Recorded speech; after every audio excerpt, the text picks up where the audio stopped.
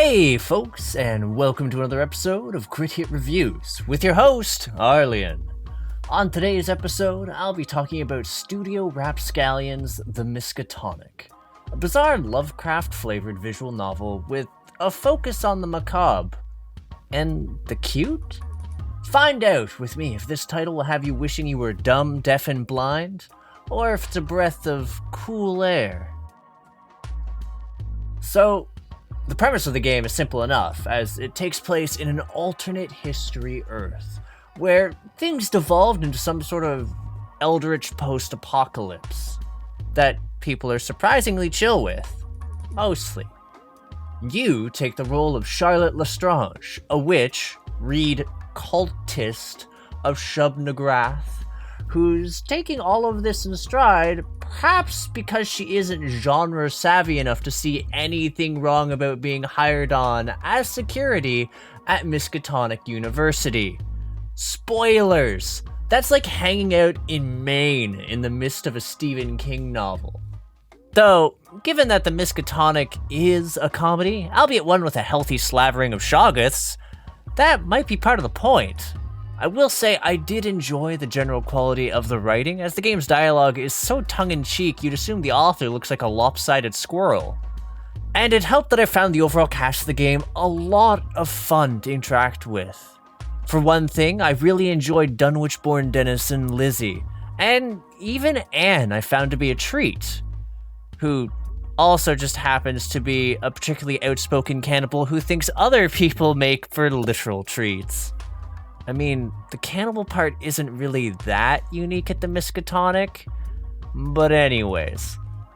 And whilst the game is certainly a comedy in broad strokes, when it does decide to introduce some elements which would seem a bit more apropos to its subject matter, it manages to actually evoke some genuine discomfort, though your mileage may vary on how long that lasts.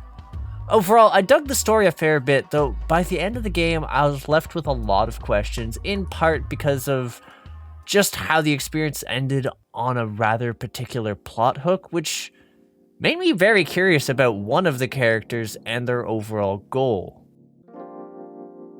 Now, when it comes to the gameplay, I wasn't actually sure what to expect at first, given I'd been on and off following the game since its Kickstarter was announced. Ultimately, there's really not that much to learn, given that it's a graphic novel, and a fairly linear one to boot. The primary segments of the story will see you progressing by clicking along, but every so often things are broken up by a patrol phase. I mean, you are playing as a security guard.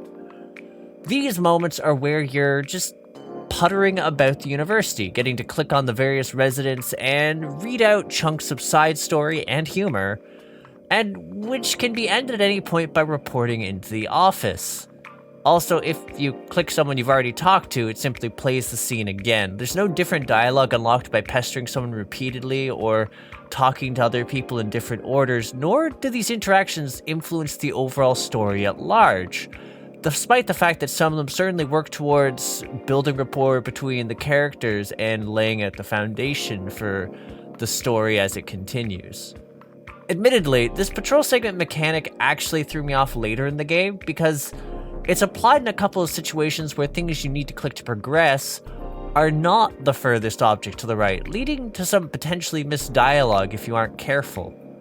And whilst you can make a few saves, the game isn't split up into chapters, so if you shoot past something without having left checkpoints for yourself, you'll be stuck playing from the start to figure out what you missed.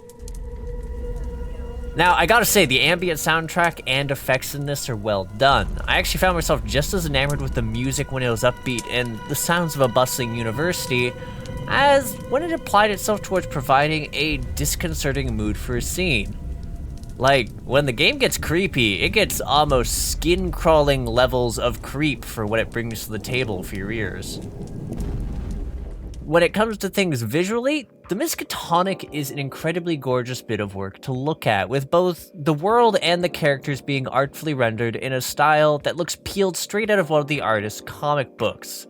And I very much dug the range of the character designs that were scattered throughout, though I'd say there's a strong case for artists' appeal at work, because whilst there's some absolutely fantastic detail put into the expressions, the fashion, and the creepy eldritch mutations, The female cast is by and large curvier than a mountain road. He legitimately manages to make Innsmouth seem like a viable choice for a beach episode in an anime. Though, I mean, the script does hang a lampshade on this particular note vis-a-vis that character. Sometimes I want to be all like, drum roll please, but right, here we are, the finale. So let's dive in. So first off, well, the game certainly provides a more fanservice taste of the Cthulhu Mythos than the majority of its peers. I actually found myself quite fond of it. It managed to be playful and have a cast that were quirky, creepy, but still enjoyable to talk to. And when it stepped up and decided to actually focus a bit more on horror, it managed to pull it off, at least for me and for a while. The narrative as a whole was actually altogether neat, and the various bits of side story added a lot of flavor to the mix. I only wish that there had been the ability to delve further into the world, as the transition towards the endgame does feel a bit abrupt, and the amount of plot elements that weren't ultimately clarified by Curtain Call, especially with the definitely friggin' sequel/DLC hook it closes off with, had me trying to search out if I'd missed anything. Whilst not a flawless title, I'd definitely call it a pretty solid hit, especially if you're searching for something narrative-focused, as it makes a pretty entertaining way to spend an afternoon, as long as you don't take it too seriously. Now I'm just gonna cross my fingers and hope that rumored DLC for this game actually comes out.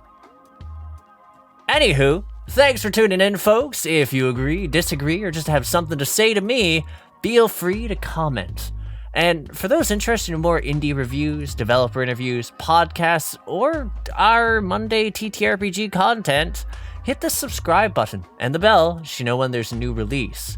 There's also a Discord. You can click the link in the banner or the description so you can become a part of our community, the Crit Hit Cauldron.